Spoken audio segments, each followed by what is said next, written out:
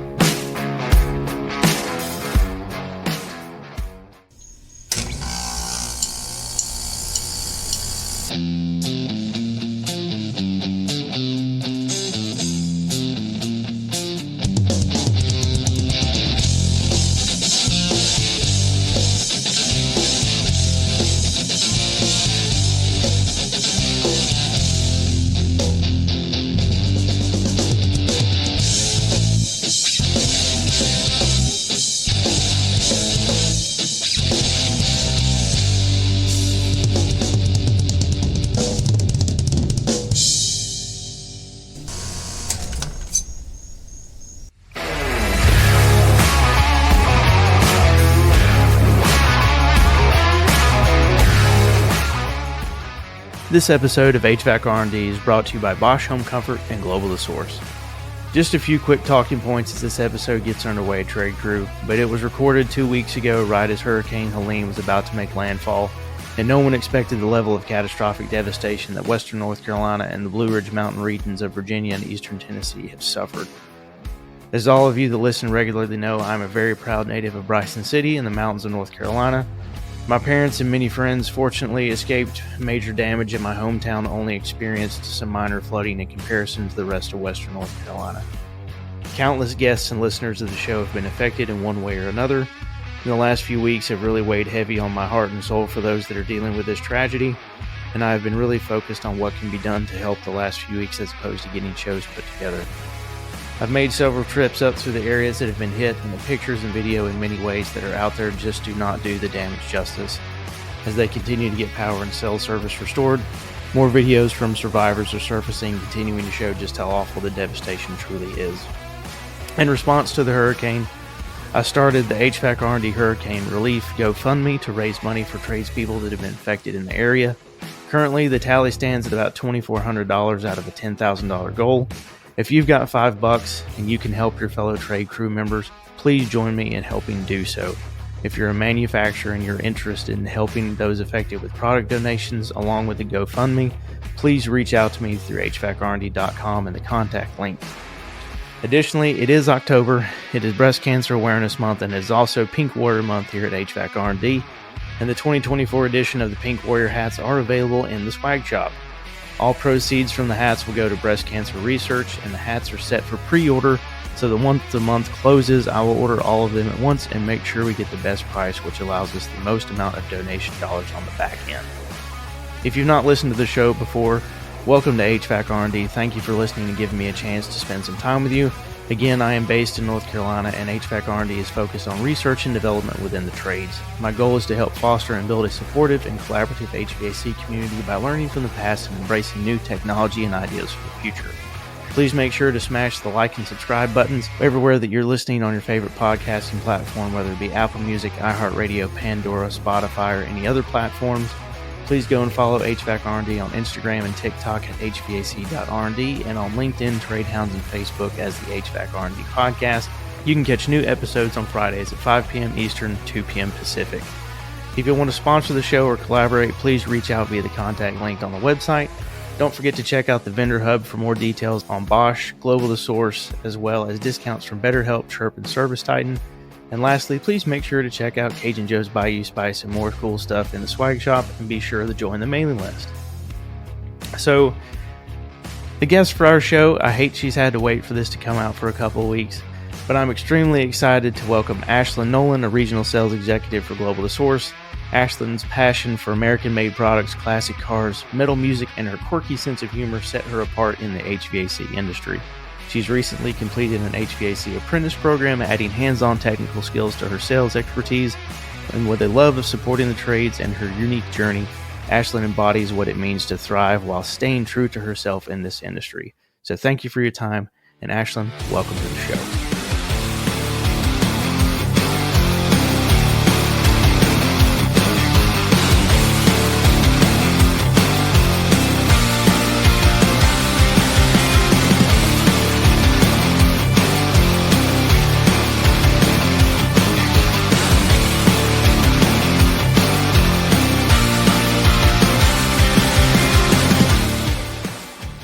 Well, howdy there.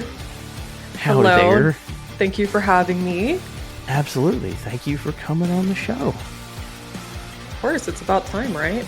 I know, right? Mark was like, 2 all right, years it's here. this month. You got to get someone else on here now. I said, okay. So you picked me. Wow. Just Feel kidding. special. Just kidding. I picked you without him knowing. I said, oh, by the way, Ash is coming on the show. Thanks. Yeah, he probably had some eye rolls that you couldn't see, stuff like that. You know, it's fun to pick on Mark, so he likes to pick on me too. Don't worry, he likes to pick on us all. I like that about him. But, you know, he can also take a good ribbon back, so that's the best part. It is. You can't pick on. Take it.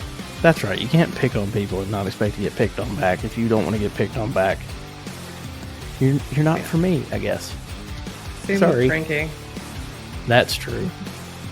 It's been a while since I've had a good office place prank on somebody. I think it's about time. I've done a few. I think it's about time.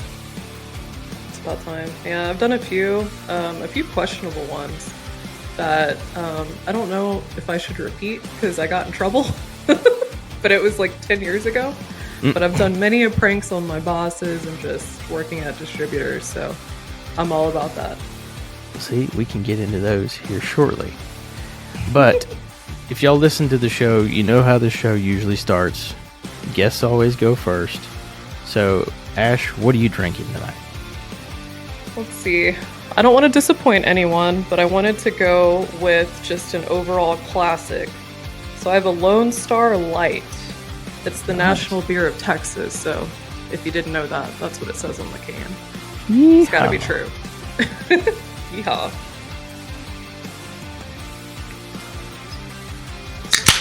Open that right up. Nice. What you got? All right. So I admitted it 2 shows ago, and I will continue to admit it now. I am back on a hitchhiker kick. So here she blows. Love it. Cheers. Cheers, man. So, how has life been in Tejas? Let's see.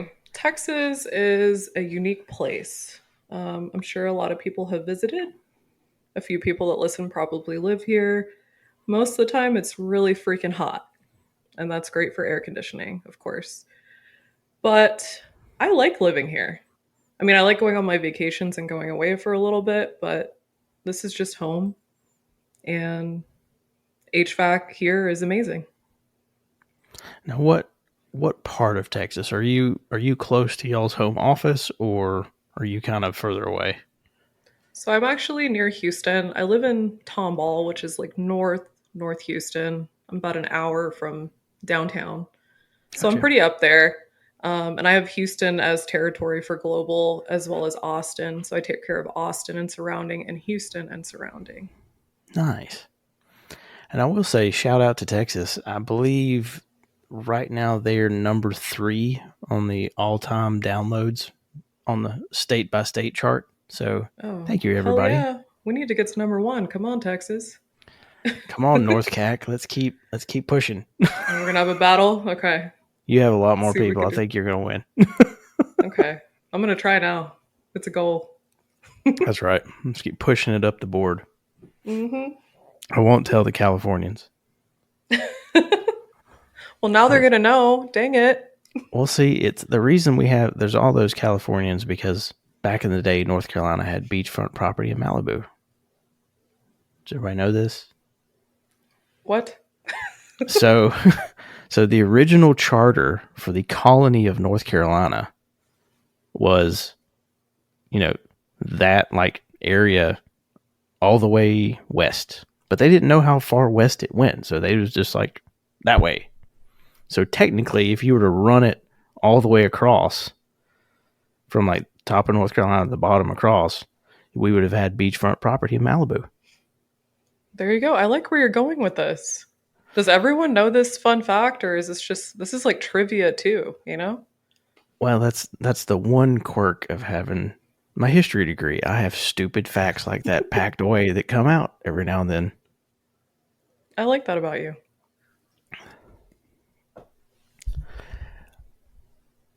Now, I've never been to Houston. I've been outside of Dallas. I was down there for a trip with the previous manufacturer that I sold the product of. That was actually the first time I met Mark and Katie in person. Hmm. Um, but I had a uncle that sold imported steel in Houston. So that was like all I knew about Houston as a little kid. I was like, well, maybe they just bring all the steel there. Steel City? I don't know. Yeah, That would be kind of interesting. Like, I had never been here. And I mean, yeah, your experience kind of makes you think that. That's I cool. can't wait for Jessica to get mad at that part. Yeah, She's like, I'm from Pittsburgh. That's the Steel City. I know. She's going to fight you now. And She hold on, by the might. way, this right here, this is water. I am hydrating Jessica. So don't come after me like you come after Mark, okay? Hold on, let me open this other can. I'm hydrating, Jessica. I'm hydrating. You got water in a can? No. Or you, okay. I She's got gonna know hops you're and lying. water in a can. I like it. Hey, it works for me. It's hydration, right? It's a hydraulic sandwich, okay? There you go. Um, so you also have a lot of really cool hobbies. I love the rat rod. I'd love to hear the story behind it. Um, and kind of how did did you grow up just loving cars because that's the tomboy side of you, or how did you get into being a mechanic? I know you've worked in the auto industry too, but how did that come about? Yeah, so growing up, I was always a tomboy. I would always hang out with my dad when I probably should have been doing girly things. I decided I was going to learn how to change a battery, change a tire, change out spark plugs when I was young. So my dad really taught me a lot, just basic things. I could do brake change. And I worked at Jiffy Lube. I did oil changes when I first started working, like right out of high school. And I also worked for Advanced Auto Parts. So I've always been into cars. That's been something I've always wanted a classic car. And the cool thing about it, this is my third classic that I have now. So I get excited Nice. about classic cars. Now, is it your third in terms of just having a third one, or do you have all three of them still? No, I actually keep trading. Like I get bored of one and then I'll go to another one, which is probably not good for my wallet. But I just get Mm, excited. I like new things. Like now I have a 54 Chevy 210. So we've done a lot of work to it. It still looks kind of like a rat rod. It's really rusty. So it's not a pretty car. But I mean, basically, that thing drives like a normal car. It has power steering, it's been upgraded. So now, handles great. do you use that at all for any of your like counter days or sales things? Like if you had an outdoor Funny you counter day ask. and you pop in with the old classic car just so you can try to get more business to your table. I actually have an Instagram reel where I did use my car last Thanksgiving, so that was a lot of fun. At first, it was a little sketchy driving my car around Houston. Houston's so big, so if I'm gonna do like a counter day where I bring my old car, it better be somewhere that's kind of close. Makes So sense. I also don't have air conditioning in it, so it better be a good temp too. So January and December counter days only. No. Yeah. Only for the special people. So if y'all are going to hit me up for some counter days in the old classic, you know, make it worth my while. That's right. Yeah, It's like send a box truck that we can roll it into so that I don't have to burn gas money. Thank you. I know. And I love driving it. It's so fun. I would drive it all the time if I could, but living here, most of the time it's hot. It's Hmm. just, I need to put AC in it. And it's been kind of something that's a hobby. So I haven't done that yet. Now, how big is? You said you're in a car club. How big is your car club? And is it all classics, or is it just all cars in general for appreciation of cool automobiles? So we're kind of we have a certain type that we let into the club. I'm in the Demons Car Club, the Houston chapter. It started in '57, so it's been around for a long time. Nice, There's about 7 local guys that kind of started this up and have been keeping it going. So all of us get together. We go to car shows. We support. So and it's 64 and older. To be in the club, you got to have something 64 or older. nice. Yeah. So it's a I'm lot just of fun. We curious. all get together. I was gonna say, I'm curious what the rule was when they started it in '57. It's like it has to be a 1934 or older. What? I know. It's like, do Or they did keep they just going start up? with the '57s? Are they going to If be you've got like, a car, you're in the club. do you own a vehicle? Get in this club. We need you. Yes. Yeah. No, it's kind of cool. We had to be voted in. So it's No. nice to be a part of a community like that of people that like what we like. Popularity contest. Blah blah blah. No, just Woohoo! kidding. No, it's not even like that. Like I don't have to go through the gauntlet and do like an obstacle course and answer a million questions to get into the club. I mean, it was fairly easy, but they have to know that you're the right fit. They don't want to let just any Yahoo in the club, you know? That's true. Yeah. So, when's the last time you had like a meet or a show, and how big are they now? Um, Great question. It's been really hot and then there's been hurricanes. So it's like, when is the last time that I've been out? We usually do cars and coffee, and that's like a local thing. So it's not a big deal. There's The some last clubs that do that show, around here too. hmm the last show, it was at this cool place. It was called Back Pew Brewery. So it's an old church they turned into a brewery. It's in Humble. It's out by Humble or Porter. So northeast Houston. And it was a big show. It was like, I don't know, 200 cars, 2 to 300 cars. I don't really know off the top of my head, Nice. but it was a No, that's great good size. turnout. Yeah. And I think that was in like February, so it's been a long time. There is one that we usually do. It's called Pistons and Paint, and that's actually up in, I think, Denton. So it's kind of a far drive for us. So it's like, do we go? Do I trailer it? Do I take a chance? What if it's freezing? I'd have to like bundle up. So we usually do that. That's in November. It's usually on my birthday weekend. So Nice. When's your birthday? November. November 10th. Okay. Our anniversary Yeah. is the 16th. I always ask when people say they have a November birthday. Aw. Okay. How many years is it going to be? It will be 11. That's a big deal, man. Yep. So, I had promised her I would get her a house before the 10th anniversary, and I scraped by like 3 months when we got the house last August. So, winning. Oh, wow. You barely got it. Sweet. Barely, barely got in.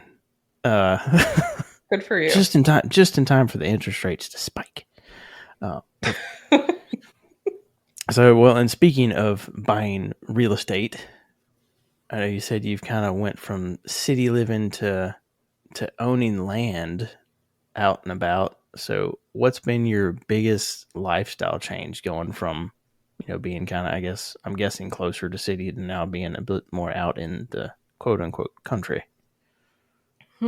Where do I start with this one? Most of my life, I've been in a neighborhood. I haven't had anything um, like country living is basically the goal. That's what we wanted. And it's hard to find land here that's reasonable. So it was weird. We would get these letters from the HOA for working on vehicles in the driveway or just little things like that. It would be out for like 4 days and I already have a note. And I'm like, what happened here? So we Yep. were getting frustrated, running out of room because I have one classic and then my fiance has three classic cars. So we don't have a lot of room, plus our daily cars. So we're like, we need some property and we need to figure it out quick because that would make our life a Yep. lot easier. So I moved, I would say probably 25 minutes north. And I'm close to Tomball. I'm north of Tomball, which is I don't know. It's not super populated. It feels big, but it's not. It's better than just being in a little small town. But we actually have 8 acres here. When we originally bought the house, we had 2 acres, and I was like, "Oh, this is manageable. This will be fine." So I had to learn a Mm-hmm. lot of things really quick. Like I had never mowed a lawn in my life, and growing up, my dad always did that. So I had to learn how to the riding lawnmower, how to figure that out, how to chop wood, how to build a fire, things like that. Like I have a lot more skills now that I live out here. Basic, like the basic survival skills. Yeah. And there's a lot of wildlife out here too. It just blows me away. I go outside and I see something new all the time. So Now that's a you lot running in. different. I was gonna say you running into like good I was like, critters or bad critters. it's a combination. Like I've seen deer, raccoons, um, turtles, a lot of snakes, crazy yellow jackets that swarm you. I found a nest and that was not fun. So now we literally have beekeeper suits. Oh, jeez. Yeah, we have like matching ones, so we'll go out and at our beekeeper suits because they don't play around. This property, we had the 2 acres and we found the 6 next door. The guy wanted to turn that into an RV park, and we said, no, we don't really want neighbors. So we bought that piece of property. So now we have 8 acres. So stopped our neighbors on that side, which is awesome. But now we have all this land and we're like, what do we do with all of it? I was gonna say with the yellow jacket problem now is that are they building more underground nests there or For some crazy reason, both? some are underground and some are in the trees. So like we've been clearing some of Underground the ones new are the property, worst. and the ones in the trees have been like swarming us, and it freaks me out. So at least I have that suit. I'm like, this suit, I got it on Amazon. I'm like, it feels really flimsy. So I don't know how good this is gonna do, but I haven't gotten stung yet. So I think it's working. So thank you, Amazon, for the beekeeper suit.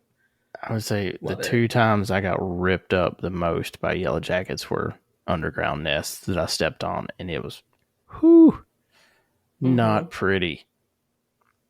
I believe it. We also have a creek on the backside, so all when it floods, all the fish go into our pond. We have 2 ponds, Oh, so we can actually go fishing. jeez. We got catfish. We had an alligator gar the other day, which is crazy. That's nuts. Um, yeah, God, I there's all haven't kinds heard of stuff someone say here. alligator Rabbits. gar. I I haven't don't heard know. Is that someone talk wrong? about that in forever. No, no. So my dad grew up in Louisiana, and he used to talk about alligator gar all the time when I was a kid. Um, but I haven't heard someone like mention one in a conversation in probably 10 years or more. So funny. Well, thank you. I'm glad I could bring that back for you. Do you have a Yes. cool story associated with that? Were you Uh, scared of them? no, I was never scared of them. I never actually really got to see one. Because Dad grew up, you know, running through the bayou as a kid. Like, they went outside the house and carried their 410 around with them all the time when they were a kid. And like, if they could shoot a rabbit, more power to you. You're bringing home dinner. Because Hmm. he grew up in New Orleans in the 40s and early 50s. Because he was born in 41 during the war. Okay. So he had, it was, outside in the streetlights till, you know, sun went down. If you weren't home when the sun went down, mom was yelling for you. Other than that, You're stay in out of the trouble. house, kid. Yeah. But yeah, there's more animals too. There's like dragonflies. I got rabbits. I got all kinds of stuff. I feel like I could start a zoo out here. You probably about could. Oh, I had a big Any, owl. It was up to my kneecaps. That was insane. jeez. Yeah. It had a broken wing, and for some Oh, reason, we thought it was a good idea to try to get it into a cat carrier to take it because it had a broken wing. And that was not good. It started like hissing at us and spinning its head around like the exorcist. So, and then my fiance put welding gloves on because he thought that would help. So he's like, I was what like, go get a now? You blanket, just catch got him more in the strange. blanket. Yeah, he Yeah, was just gonna catch him go in the in with the blanket. welding gloves and like shove him into the cat carrier. I'm like, no, this freaking owl is huge, dude. Do So you know what he kind ended it up was? pop. I don't know. It ended up popping off into the brush, and I don't know if it made it. I know its wing was messed up, so it Oh, couldn't fly, and I felt really bad because I wanted to save it. But I mean, he didn't want to be saved. He hopped off. So I hope he's okay. We have a lot of coyotes up here too. I was going to say, how's the coyote population? Yeah. So the week we moved in, I guess apparently it was coyote mating season. It was loud. I took a video. I had never heard that in my life. I was like, I looked at my man. I was like, what is going on outside? That sounds wild. And he's like, come outside, come listen. I'm like, this sounds really weird. Like, it just feels wrong to go outside and listen. It was weird. Oh my god, that's hilarious. So I still have the video, and it sounded like it was probably like 20 or 30 outside. Like it was crazy. It sounded like a pack. So no telling. I don't know. I didn't see anything. I just heard. There's a lot more to unpack in that comment, but I'm gonna leave it I know. there. See, I Well, it told you if sounded you like a ask me group. questions, you're going to get It something sounded good. like a group. Maybe it was like 30. I don't know. It could have been 20 or 30. Who knows? It could have been 10, but it was loud. Sorry, Whatever we Global. know, somebody was doing a good job. Oh, jeez. Yeah, that was a great week to move in. All right, moving on. Tattoos. No. Oh, let's talk about that. So Yeah. you and my wife would get along. You both have a unique tattoo collection. Um, I'm a big wuss and don't have any. She keeps wanting to fix that, but I've just never had something that I cared if it was on tattooed on me or not. As bad as that sounds, it just It's okay. Um, I don't know. I guess I don't want to say I'm impulsive. I know what I want and I like to yep. draw. So I like to draw too. So when I draw something, I kind of have an idea and I take it to where I go and they make it even better. So I like painting, I like drawing. So tattoos were always something that I wanted, even though I was always told, you better not do that. And then I'd come home like every week with a new tattoo and they'd say, why did you do it again? So yeah, here I am. No, and I had much older parents, so it was literally beat into my skull. You do not do this, and Hmm. that kind of. I mean, they did a good job. They beat it out of me. Um, but yep, that came out really bad, didn't it? I guess I didn't get beat enough. I guess not. Um, Yeah. I don't know, but I've literally just never had something I cared about. I know there's at some point I probably need to get one for my wife. It would make her feel so much better. I know it would. Because she has like every tattoo she has, she's very similar to you. Like you have an idea, you put it on paper, you go and you get it. She's a lot the same way. Most everything she has, either she drew an initial sketch and it became something, or she went in with like full fledged notes of an idea, and that's how they built the tattoo. Hmm.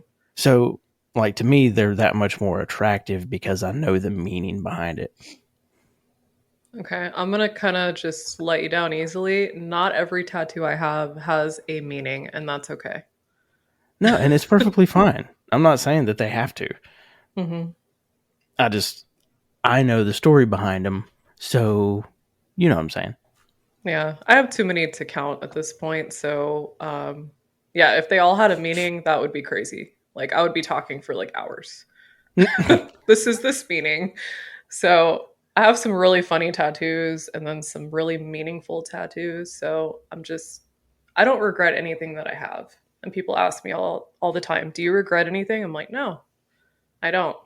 I did have my ears gauged.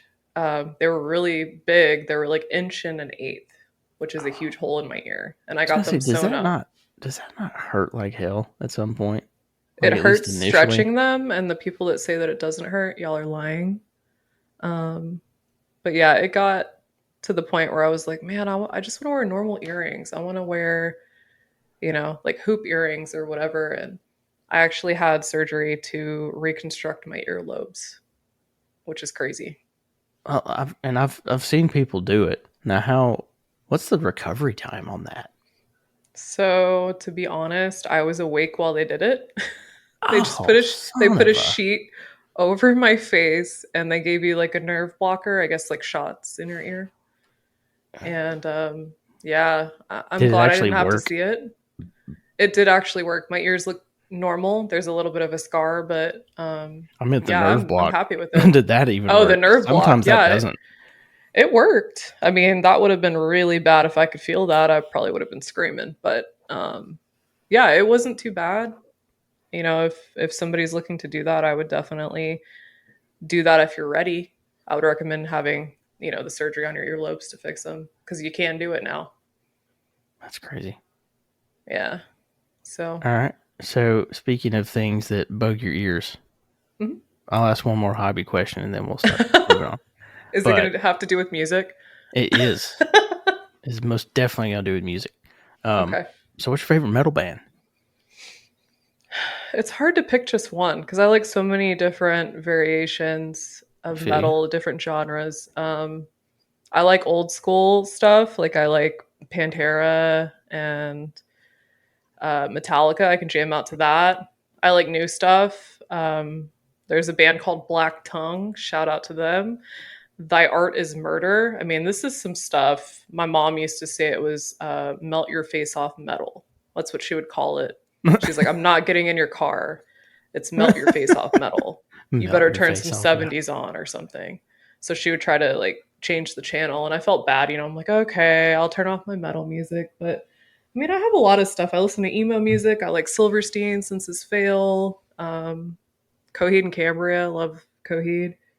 There's a lot of music that I listen to.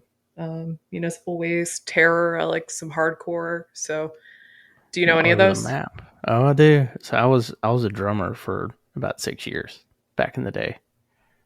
Played like early '90s hard rock stuff. A little bit of grunge kicked in there. I still have Hmm. bumper stickers. Like I have a shitload of bumper stickers from the old band that say North Carolina grunge rock on them. We thought we were so cool. Sweet. Is it still on your bumper? No, I do not have that vehicle anymore. But Oh, you should recreate it. I should put one on the back of the Kia. That'd be great. That I would have be to go to really the mountains cool. and find them. If I Yeah, had you one need to with send me, me I one. would. If I had one with me, I'd ship it to you. If I thought Yeah. about that, I'd have grabbed some when I went home a couple weeks ago. Yeah. Or you can like make a new one, just say keep it alive. That would be Well, cool. now what I ought to do now is like we were a band when MySpace was the place. Everybody, you know, um, we had Oh music yeah. on there forever. But now it's like I should just go and build a channel on Spotify or somewhere for the band and like upload all of our stuff just so that it's there. Oh yeah. That'd be really cool. You Yeah. can hear You it remember like how. MySpace and your top eight and all that? Ooh, that was Oh so yeah. much drama. Well, I remember changing the bands we were friends with in the top eight when we were trying to get different ones to get us on their show bills. Oh yeah. So that like when they looked at us again, like, oh, we're in the top eight. Yeah, we should help them out. Yeah. We're important to him. And then you change it like right after you got a deal or something. You're like, They're we're like, playing the show. Take them off. and they're like, sorry, we can't get you guys in here. I'm like, you're dead to me. You're out of the top eight. Goodbye. No. All right. So we have completely digressed. That's why we have show notes.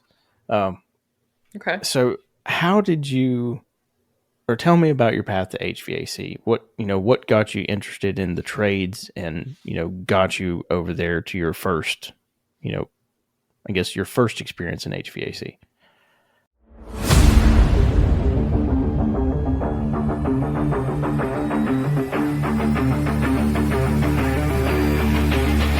What's up, trade crew? Are you tired of playing microfarad hide and seek with your service truck inventory? I think it's time that you tested out the Turbo 200 family from Amrad Manufacturing and Global The Source, where efficiency meets durability and finding the right capacitor is never a game of chance. With the Turbo family of universal capacitors, you're not just getting any regular capacitor. No. You're getting the HVAC industry's version of a superhero cape. Reliable, efficient, ready to save the day, these ruggedly tested, made in the USA capacitors are prepared for whatever you run into during your service calls.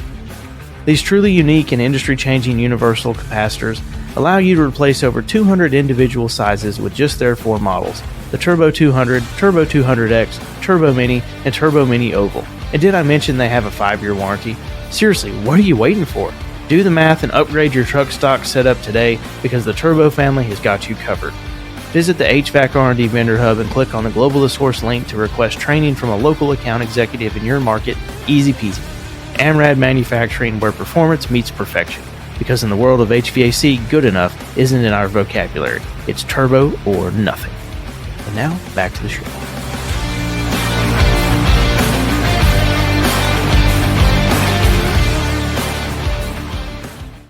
Yeah, I've done a lot. So I've been in the HVAC industry for over 10 years. I've done a little bit of everything. I'd say probably the first job I had, I was working at the counter at a distributor and I didn't know hardly anything. I worked at an auto parts place in the past and I worked at a tractor dealership. So I Yep. sold All Kubota that. and New That was cool. Holland. Nice. And I was like, I can look up parts, at least I know how to use the computer. But man, I did not know how hard it was going to be. And I think I chose a distributor. So basically, I worked for the corporate location, which was very difficult because they had lines of people. So that was basically like the That makes gauntlet. sense. It felt Yeah. like the gauntlet. I'm like, oh crap, I got to get it together. I'm going to be embarrassed. But I ended up there and I haven't left. Like, I feel like since that job, I've just done things that are related to this industry. And I love it because now it all kind of ties back together. Well, and you looking through your resume, um, yes, I said it funny. Sorry, I like it.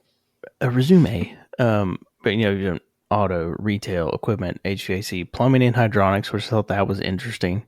That you Hmm. kind of went plumbing and hydronics and then back to HVAC, but you've really done multiple different roles from what I understand. So, you started in the counter and then kind of tell me kind of your progression through different levels or Sure different thing. types of jobs. So I started at the counter. I sold York equipment, so residential and light commercial up to 50 tons. That was kind of what I started with. And to get my knowledge up, I started doing warranties, weirdly enough. Nobody wanted to do warranties. I need you to look up And parts though. It's yeah, good. it is. And it was during like the microchannel debacle where like all the bad ones came in. So it was just a horrible time to be alive. Oh, But that's true. If you were doing York parts like 10, 12 years ago, that was a nightmare.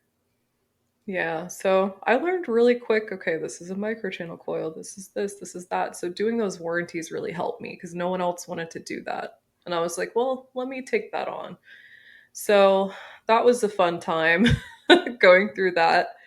And then I guess the York line moved to a different distributor and I went to a new distributor to work. Oh, And so I did you commercial went with the quotes. line. You didn't go. Hmm. You went with the line, not with the. Okay. Yeah. So I did commercial quotes when I moved to the new distributor. So I would look at mechanical schedules, design equipment, of course, up to 50 tons, any residential matchups and things like that. So definitely learned a lot, learned about, static pressure, what's your ambient. So it's like learning all like the CFMs. So Mm-hmm. I learned a lot doing that estimating. That really helped me. And then after that, I went to work for a mechanical contractor in sales. They first hired me to do maintenance contracts. And I was like, okay, cool. They're like, we're going to have a whole list of customers for you when you get here. So the funny thing is, that was a customer that was buying from the distributor that I had worked for and done the commercial quotes. So it was easy for me to go over there. The crazy thing was, I got to the mechanical contractor and they're like, yeah, we don't have any customers for you to call on, like we said. So here's a list of people that don't really like us right now. I was like, wow. So, I was a little overwhelmed and I was like, you know what? I'm going to be myself. I'm going to see what happened, ask the questions. And if they want me, I can be the punching bag if I have to be. But some of those people on the list of people that did not like dealing with my company actually became some of my best customers. And I learned a lot. I mean, I learned about chillers, air cooled, cooling towers. I even sold plumbing projects and I had never done plumbing. So, commercial plumbing projects. We didn't do anything like ground up, but it was all like renovations, repairs, things like that. And So, see, did a I lot of could learn a riser bunch from work. you on that stuff because Hmm. where I am now, we do a lot of chiller work and some other stuff, and we're a national Source One parts distributor as well. On top of it all, so Okay. yeah, I could pick your brain at some point. Yeah, so I've done chillers, I've done commercial, I've done, got to deal with boilers and pumps, chill water pumps, and all the crazy things that go along with it, all the automation, the controls. So working for that contractor, I did so much, and it was honestly an awesome experience, but it was very hard because every day is just such a grind. So I really appreciate anyone that's in sales working for a contractor and especially the technicians. I mean, it's a tough world out there. It can be. It's a grind. No, it can be, and it can be the same. in your job now or in mine and anywhere where we're sales and having to continue to just build business and maintain relationships, it can sometimes just be a lot. Hmm. It can be a lot. Um, what would you say were, outside of it being a different industry, what were your biggest challenges you faced starting? Was it really just learning curve of product, or was it, just kind of understanding how the industry worked, or what really kind of threw you in the beginning that you had to get through? Honestly, I think for me, I had to really get thick skin. I had to, I guess, be able to ask questions, learn what I'm doing, and have thick skin because people, they didn't want to hear excuses. And I think that was the thing that I really had to focus on was, okay, this is what I'm going to do and I'm not going to give up. So focus on being better at whatever I do. What do you think has surprised you the most about the HVAC industry since you started working in it? Mm, surprising. Like just rapid change or anything like that? How much we've, jeez. There's been a lot of changes, especially the refrigerant changes, which I'm sure everyone is having to deal with, trying to Hmm. figure out how you navigate, the new refrigerant. And I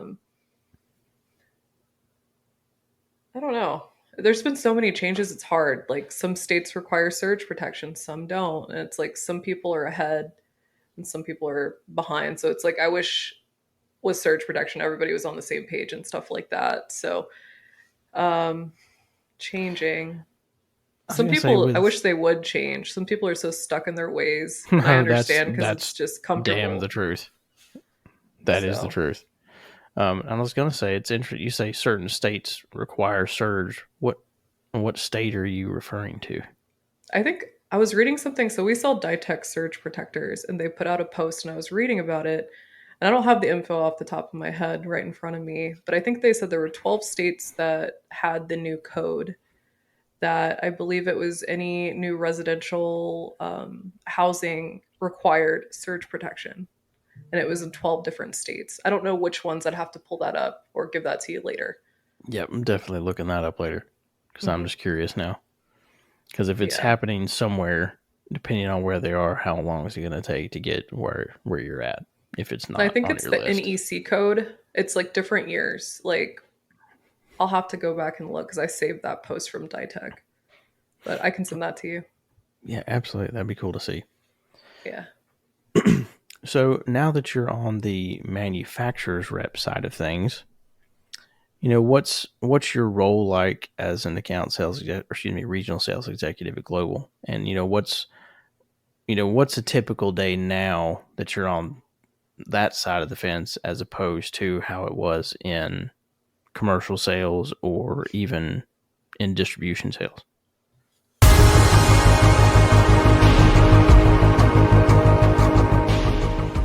Trey Grew Contractors, when you need a system that balances performance with affordability, Bosch IDS Lite delivers. Offering up to 16 SEER2 and 9 HSPF2, these systems ensure optimal comfort while maximizing energy efficiency. With whisper quiet operation, the IDS Lite's inverter heat pumps and matching air handler or dual fuel options are perfect for homeowners who want comfort without the noise. Plus, your customers will love how much they save on their energy bills thanks to Bosch's variable speed capacity technology. It's a win for you and your customers. And let's be honest, who doesn't like winning? Bosch IDS Lite, the ideal choice for contractors who want the job done right the first time.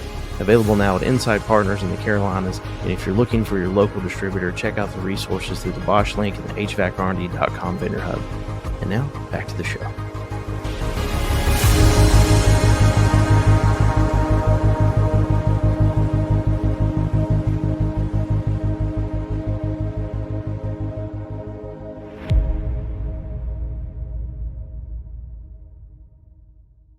Okay. Um, First off, I love working at Global. I'm very passionate about the products that we sell because I think we sell some of the best products that you can get. And we can talk more about that later. But Yep. it's great to work for a company that actually everything they do aligns with you. So I love all the American made products. I love the quality control of everything that we do. A lot of other brands do not do that. So I'm proud to work for Global and support AMRAD and all of our other products. But um, different than like working at the counter, you just felt day to day. You have that relationship with the customers that come in, and people come in to see you because you have a certain brand or you have a certain product that they need. Or you Correct. might just have the relationship. When you're working for a contractor, it's different because, you're basically like, there's 1,000 companies out here. How are you different? So it's really about relationships and really about just proving that you can do the job and say what you're going to do. And you have a punch list, you don't have that many items on it because you've done your quality control on your project. So working for Global, it's a lot different because I'm basically visiting all the distributors. So all the Houston area distributors, Austin, I do Lufkin, Nacogdoches, we go out to Beaumont, Bay City. So I have a wide range of where I go. Like Austin, my territory is from Kyle to Colleen, which is a big range. But I just get to go check on all these wonderful people that work at the distributors that buy global products. And I love my relationships with them. But the cool thing is, they also take me to meet contractors and I do contractor trainings. And I love that too, because when I go in to do a contractor training, people think that, my background, they don't think that I've done everything that I've done. So it's always surprising to technicians when I start talking. They're like, whoa.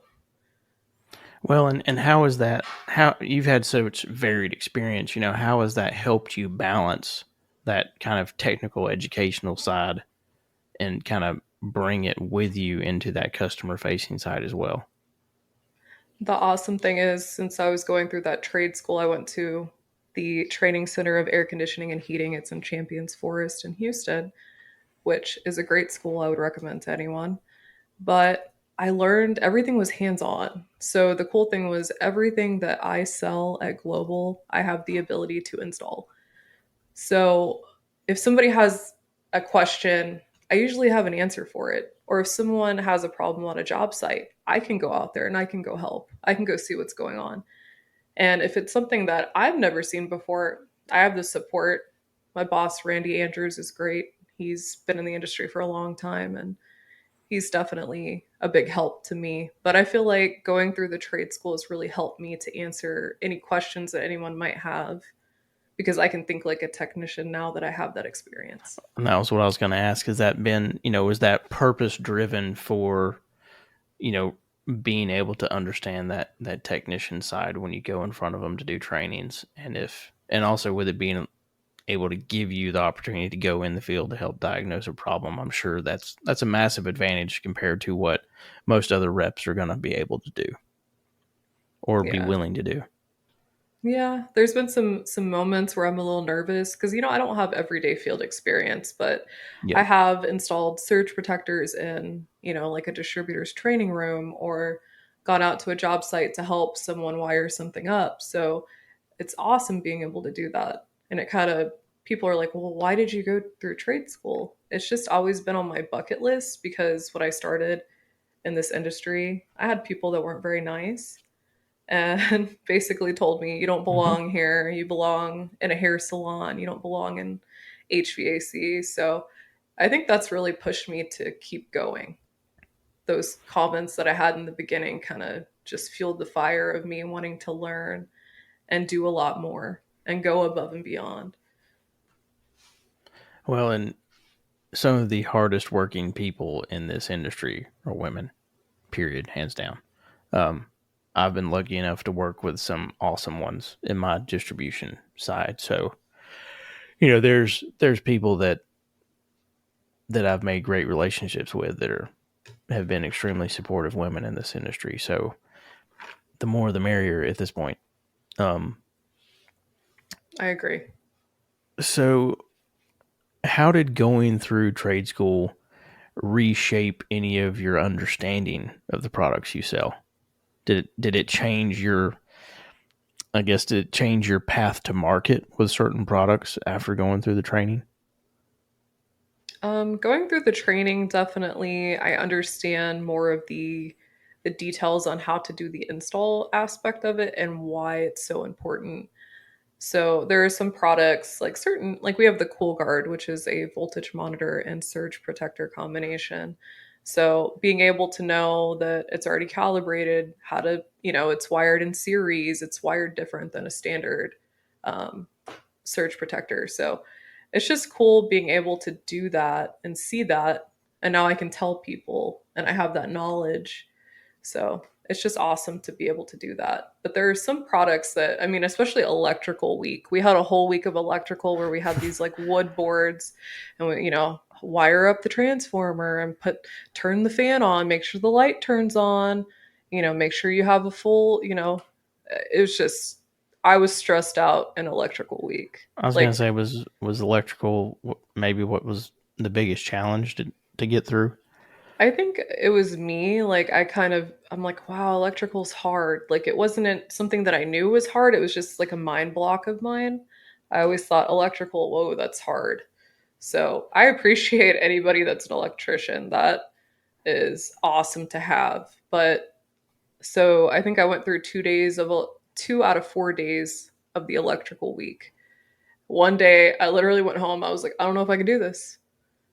And then the next day I came back and I was like, I got this. So on day 4, I was like, I am confident. I felt so good. But that was the one week I was like, ooh, I don't know. So being able to see how things are hooked up and feel confident enough to do that, I think that makes me feel good that I accomplished that. Well, and getting that hands-on experience, has that helped you, which I don't know the answer to this, but has that helped you really kind of reinforce and build stronger relationships, not only with your distributor partners, but with customers, because they kind of know you at least understand what you're selling them. Definitely. It definitely helps me. I mean, anyone can go into somewhere and sound like they're selling something and it sounds like you're talking off of a piece of paper, right? Yep. But if somebody actually understands the ins and outs of the product that they're actually representing, the customer knows that. They know if you know your business, what you're doing, and, they'll ask you questions and, hopefully you have the answers to it. So it definitely has helped me with that. I feel like more people trust me, and I would definitely recommend going through a little trade school to anyone. Like the one I went to, there was only 20 students at a time, so it was hands-on and small classes, so it was great. I think the other thing is where you've had experience, working a counter, working distribution quoting, then working contractor quoting, now working manufacturer's rep. You have the kind of well-rounded experience that anybody would want in a manufacturer's rep. So I think that also really helps you kind of build relationships both ways, because you truly have a relatable past for both. And I think that trade school kind of tied those together even more than what you had before, would be my guess.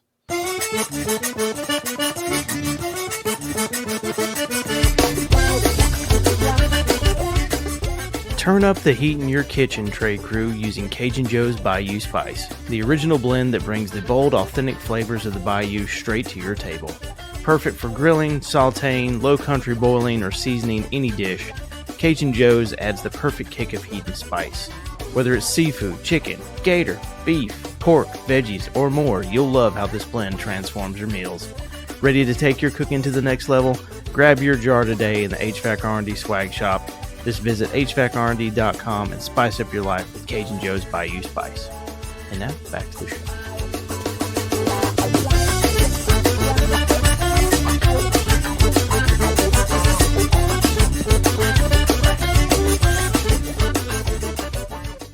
Yeah, I agree. Everyone asked me why I went to trade school, and honestly, it was just a bucket list thing that I wanted to do, and I always wanted to do it, and the timing was right, so I did. And I'm so glad I did. It was hard, I'm not gonna lie, because it was after work. It was 3 hours every night, and I was so tired, but it was so worth it. So let's talk about Global a little bit. Mhm. So what led you to work there, and how did that opportunity come about? So funny enough, I was at the time working for a hydronic company. So we sold pumps, we built pumps and things like that. So I got a little bit of that experience, but I did get a phone call from Mr. Randy Andrews, and he said, "Hey, remember me?" Because we used to work together at a distributor. Okay. We didn't work directly with each other, but we did, um, have run-ins sometimes. He was in charge of pricing, and I was in charge of, doing commercial quotes. So we would always battle. I'm like, this is Houston, Randy. This is not You're San not being Antonio. competitive, This is Randy. not the same market. Like we would go back and forth. And it's funny that, now he's like, hey, remember me? You want to come work for Global? So I thought that was hilarious. We had a good working relationship, but it's just funny that he was the one to ask me to come work for Global, which was cool. We sat down. I had a great interview with him. He's a wonderful boss, and he has so much knowledge. So I appreciate him, and I don't know. I think this is the best thing for me. I feel like I can truly be myself here at Global. I don't have to be, I mean, I'm structured, but I'm not so tied down where I feel like I can't be myself. So I'm very thankful that I work here. What I was going to say is, some of that is what's made you feel like you found your place in the industry here. Hmm. Definitely. And I mean, Global is a family owned business. So, um, Dickie, Allison, Sean, they're great to talk to. Mark Richburg, we like to make fun of him, but he's a great person. So love talking to him. So I feel like everyone working here, I can talk to anyone and we'll all help each other. So it's a great just support system. And I don't know, it feels right. Well, and you've said multiple times you love that you feel like you can truly be yourself here, and because of that, I think you find additional inspiration. But where do you find the inspiration for your social posts? Um, in that freedom of being yourself. Hmm. Depends on which social post you're talking about. Sometimes I'm like, is this too far? Like I ask myself, is walking on Legos too far? Is hiding underneath the shelf too far? Popping out of a box and scaring people, to talk about marketing things. I love doing stuff like that. I like keeping it fresh and fun. And I don't know. It's just my thing. And some people are like, how do you end up doing these videos or this or that? And it's just, I don't know. I just do. And I like it. And for some reason, other people like it. And sometimes I'm like, I'm the weirdest person that I know, but some people are into it. So I don't know. I like to have fun. I like to bring people in. I want people to ask me questions. If you have product questions, if you need help, or you want to make collab on a video talking about products. I love doing all that kind of stuff. So I'm open to it. I And I think love making reels. It's fun. I was gonna say I think one of my favorite first ones that I remember you putting out was when you were being the different types of people that walk into a counter while you have a while you're doing like a little trade display. Yeah, like And I was cracking up because I get it. I know exactly what you mean. I'm like, yeah, I've seen that guy. Yep. I mean, every bit of it was spot on, and I was dying laughing. I probably watched it like 5 times. yeah, I Um, like trolling people, especially people that walk in and, say I have a table set up at a distributor and they'll just walk right past me and act like I did not even say anything. And I'm like, okay, buddy, game on. Now I'm going to go troll you. I will follow you into the showroom and we're going to have a conversation. So it's just fun. When people do that, it's kind of a challenge. that's so So, but funny. I love making fun of people, especially the ones that try to avoid you. Sometimes you feel like you're a mall kiosk and you're handing out like samples of cookies and no one wants to take it. Mm, yep. So I Excuse try me, to for the make lady, people for the laugh. lady, for the lady. No, when they Yeah. run you down. Hello, sample, sample. Yeah, Jeez. I know. So it's kind of like a challenge when they do that. I'm like, okay, you want to do it this way? I got you. So I like to have fun. And that was a Um, good video making fun of everyone because those were all true people that came in the door that I imitated. The dude with the tanks that's like got his, I don't know, is he on roids? He's got some muscles. What's he doing? He's flexing when he walks in. And then the one that's on the phone that's not really on the phone, but he's not making eye contact with you. yep, don't you love those? Yeah. I'm There's like, a lot dude, of different I ones. know, I know you're not on the phone. It's okay. We don't have I to know. talk, but you don't have to pretend I'm not here either.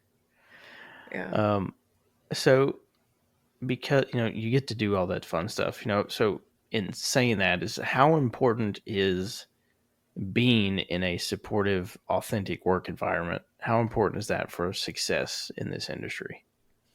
Oh, it's everything. You have to, I mean, every day you're not going to be happy 24/7. They're going to have moments where, you might have a day where you need a day to reset, but definitely having that support and have the ability to be yourself is everything. Because I have worked for places where, they were so strict on everything we did. You can't have social media. You can't post this. You can't wear this. You can't do this. So I've been really restricted in my past roles. So to work for someone like Global, a company like that has been just a breath of fresh air. And I agree with that. The place I work at Insight, we have it's true when they tell you you're empowered to deliver. Now that also comes with enough rope to hang yourself. Um, but it's different when it's like if the results are there, just let me be me. And if something's not working, let's talk about what we can do to figure out how to make it work. But if everything's humming and we're growing, let me go be me. And It's it's what like, you leave me hired me to be. alone. I got it. Yeah. I got you. So tell me about we've talked a lot about global products in the past on this show, so I'm not going to make you run the gauntlet through all the product and make you do that. What I want to know Okay. is Ding ding challenge. What you got? tell me about what are your top 3 favorite products to sell? Okay. Ooh, I better think about this because if I say the wrong thing, Oh, they're going to come on the down on spot. me. Let's see. Definitely the USA capacitors. Quality wise, the way we do it, every single capacitor is checked. There is a green label so you can actually see the exact MFD rating on the capacitor. We don't do a batch test like a lot of the other manufacturers do. We actually check every single capacitor before it leaves the factory to make sure that it's good when you pick it up. So that is definitely a big difference. Also, we're truly made in the USA, made in Florida. You can actually go visit the factory, which is awesome. Within reason, we got to schedule it. Don't just show up, everybody like gang rush the AMRAD facility. But I don't know. The USA capacitors, definitely the turbos. The turbos, it's crazy how many people have never wired a turbo. Some people don't even know That's what they true. are. And Both of those are true. I feel like my focus, I like to go to trade schools and talk about the turbo products because for some reason, when they're in those little trade schools, they don't talk about turbos. And I'm like, they need to be. They need to see what's out there. They need to know what's available. So the turbos and the USAs are really important to me. And we also have the CPT terminal, which is super innovative. Nobody else does it, it's patented. Nope. No one else does the So, old compressor protection terminal. yeah, you're not going to get the CPT anywhere else, folks. So AMRAD does it right. And I guess since I'm recommending turbos and USAs, definitely going to have to talk about the hard start kits. So truly universal hard start kits, 1 through 5 tons, one hard start kit. You don't need 3 or 4 different kits for tonnage. Stock one kit. It's American made. We have one option that has a relay hermetically sealed, and we have another option where the relay is external in case you need the space doesn't agree with it, so the relay is external. But on the hard start kit, since we did the CPT on the capacitors, we have the fuse wire. And I always tell people, I'm like, it's like peanut butter and jelly, they go together. because if the relay sticks or the run capacitor fails when they're hooked up together, you're not going to have a damaged compressor. A lot of the time in the field, a run cap will fail. The hard start is essentially what's powering everything, and it's going to kill your compressor. And everyone knows how expensive compressor changeouts are. So definitely need to get in on the CPT technology with the capacitors and the hard start kits. And if anyone needs more information, I would love to help you. And if you're wanting to get more information, you can go to the HVACRD.com vendor hub and click on the global source image and go straight to a request for training from your local rep. So Ooh, if you're in Ashlyn's area, go click the link and get her to come see you. I would love to come see you. Let me Yep. know. So what makes you so passionate about promoting American made products, despite the fact that we're Americans? But is that really just straight American pride, or is there even more to it? Um, there's more to it. So why would I not want to employ people that work here to keep working? Like we want to employ American 100%. workers. We want to make the most quality products, and being made here and having the most quality products are what's really important to me. Um, I like that I sell these products because I truly believe and have installed these products on my own home. So I am passionate and I know that other people should at least try them and find out because there's definitely a big difference. So and in things like seeing that difference, we talked a bit about touring the AMRAD factory. I actually beat Mark up about that today, working on trying to get me down there. Um, but what's the factory tour experience like to those that go on the tour, and how does it help customers better understand the products that are being built there that they're using in the field? Okay. It's awesome being able to see how everything comes together, especially, you have the winding machine room, you have where they spray the zinc in one room, you have a room of wonderful ladies that are hand soldering all the points on a turbo capacitor. And it's funny, it's like ladies and they're doing the quality control, which I love. But you can Why? actually see all that. You can see, where they actually test everything. Each capacitor, they do a quality control test. You can see that. So you can see every aspect of how it's made when the really thick dielectric fluid, everyone's probably seen the videos I've made, Hmm. super thick fluid where it's, heated up and it's added to the can and it's sealed up. So it's cool. You can see all the steps of how it's made. And it's awesome to see. Well, and I will say, I think in a lot of factories that I've seen, not just not just you talking about yours, but in so many factories, the majority of the people that are doing soldering and brazing a lot of times are women. Hmm. But I think some of that is because women have steadier hands than men. A lot of Is people that don't give true? y'all credit for that. But oh yeah, a lot of women have steadier hands than men. There's a lot of women that are way better shooters than men because women a lot of times will have a steadier hand. It's nuts. I have a funny Um, story. So in trade school, we had a week of brazing, and guess who was one of the best ones? you Yeah, got them I calm, was steady hands, girl. surprised. I had never picked up anything, so it was all new to me. I'm like, oh, silver solder. I know what that is, but I've never used it. So it was just cool, like knowing that I did really well because they had us, flare things and use all the tools. And then we had to put everything together and they drilled holes and had us seal them back up and then pressure tested them to make sure that we were okay, which was Nice. cool. So I was very nervous because they did it in front of everyone. And I was like, oh no, I don't want to be the one to screw up. So I did really well. I still have actually all the copper from school. I'm super proud of it. So I keep telling my fiance, I'm like, hey, can we go get some more stuff? I want to do that again. Well, and you've I want to have a little probably, table set up, a little well, I was gonna bench. say you probably keep them in order because you see, like, this is where I started, but this is where I got. See how much better I got. Look at that. You can tell. Hmm. Yeah. I was super proud of it. And there were people that were pissed off at me. They're like, how? She's never picked up anything before. How is she good? I'm like, calm down. I just Well, am. I don't know why I'm good at brazing. I don't know. but here's the other thing.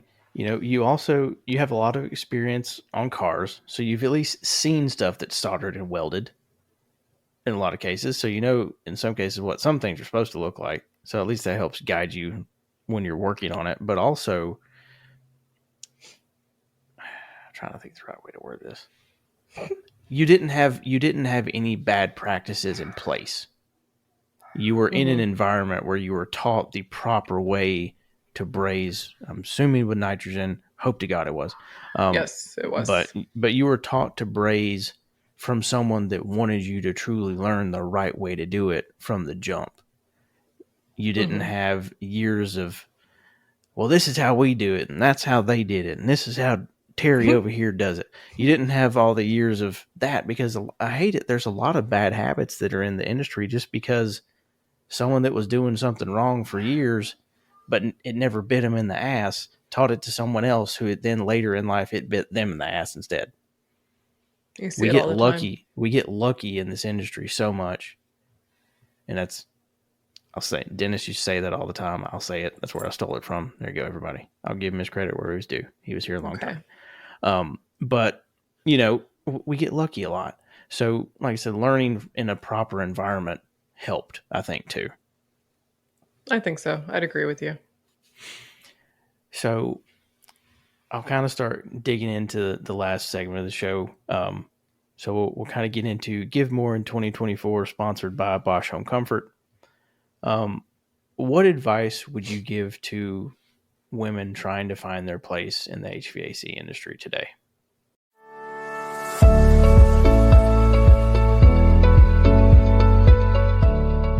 Trade crew contractors, I'd like for you to meet the Bosch Climate 5000 Generation 3 range of ductless inverter mini splits. The mini split systems that are engineered for excellence and designed with you in mind. Equipped with advanced inverter technology, these systems adjust to the needs of the space, providing consistent comfort and top-tier energy efficiency. Your clients get the comfort they demand, and you get the peace of mind knowing it's a Bosch. And did I mention it's extremely easy to install and service, whisper quiet, and built to last? Your clients will barely know it's there until they see those low energy bills.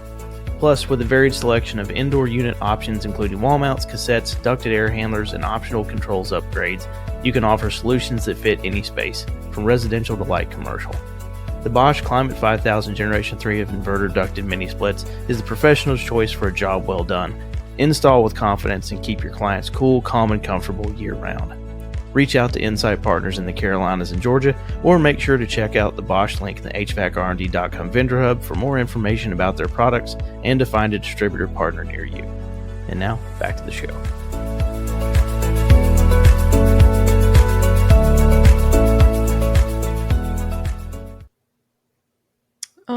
I would say just go for it. Don't be scared. Everyone has to start somewhere, and there's a place for you. There's a place for anyone that wants it. So that's definitely my advice. Don't be scared to do anything trade related. It's definitely been amazing for me, and I wouldn't take anything back. So um, I would encourage any women that are interested in doing, any of the trades. I would say just go for it. And how do you give back to local HVAC community? Do you do any kind of mentoring? Obviously you're sharing knowledge all the time as a sales rep, but do you do anything, especially now having been through a trade school, to go back and support um, your alma mater trade school? Yes, I do. So I actually, I'm always available to if there's any students that need any additional information, they need to go, my help on an install, or they want me to come talk. I always am available to do that. I also try to make it a priority to go to any of the trade schools that are local and community colleges. I love working with students because sometimes seeing some of these products for the first time, it's amazing to kind of see them mind blown. So I love working with people that are up and coming in the industry. I think it's important. And I think it's overlooked by a lot of manufacturers. I feel like these people are important too, especially No, starting out. no, I agree with that completely. and I was grateful enough and lucky enough to have, Bosch support this show, do something really good for Prosser up in Chicago back at AHR in January. So I will say it's awesome to see manufacturers that are willing to go in and do those sorts of things to help kind of build the future of our trade community and our workforce, because it's about to get a lot smaller real quick. I know, it's scary to think about, but if there's any way I can support anyone up and coming, I'm definitely down to do it. So I'm always available to anyone, especially new people. I love that. Now, does Global as well do anything specific to, support trade, support the technicians, outside of their day-to-day business with community outreach? We do a lot of community work. I know we help with a lot of fundraisers and things like that. There's a local fundraiser up near Austin in the Killeen area we're about to help with. It's an old schoolhouse and they're having like a Halloween carnival. So definitely like helping out small communities that need help like that. And if someone reaches out for help, I try to do as much as I can. Also, there's like community colleges that we help with their galas and different things like that. We do a lot of different things, and it's awesome to see because it helps How with like scholarships and stuff too, which is great. Okay, so that makes it even better. Now, do you guys do? Actually, I'm not gonna say this on the show. I'm gonna save that for later. We're gonna save that one. Put a pin in it. We'll come back to it. That's a post show conversation.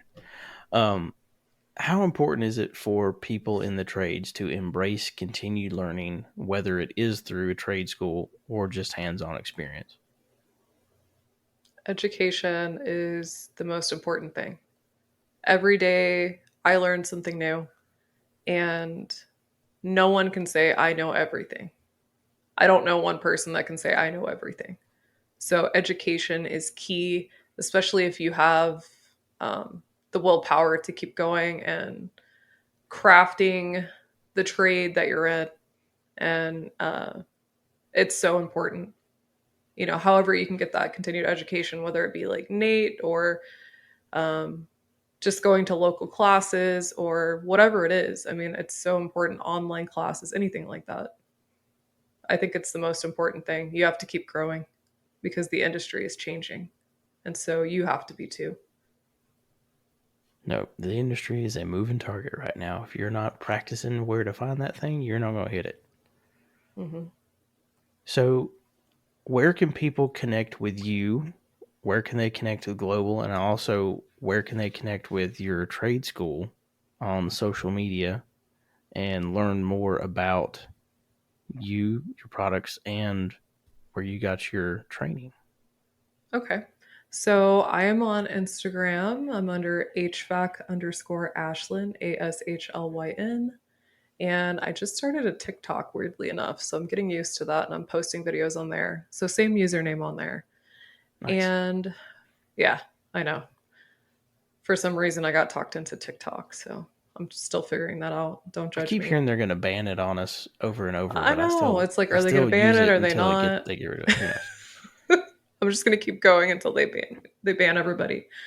But Instagram, so Global the Source on Instagram, you can see all the new products, the promotions and counter days and things like that. Everything is advertised.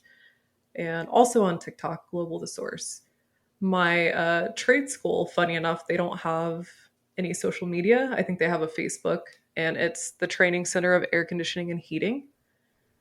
And let me look up their website. Yeah, it's just the Training Center of Air Conditioning and Heating.com. So if you're interested, you're in Northwest Houston and you want to join a local trade school that's amazing, I would definitely recommend it. Well, Ash, thank you so much for taking some time to speak with me, speaking with the trade crew. If you're not following the show online, please go and find me on Instagram and TikTok at hvac.rnd. You can also find me as the HVAC R&D podcast on LinkedIn, TradeHounds, and Facebook. Thank you for listening to the show on your favorite platform, whether it may be. Please follow the show, like and rate an episode, leave me a review, share me with your trade crew. Don't forget to check out the website and the swag shop at hvacrnd.com. If you want to work with me, you know how to do that. So have a great weekend, trade crew, and I'll catch you soon. Peace.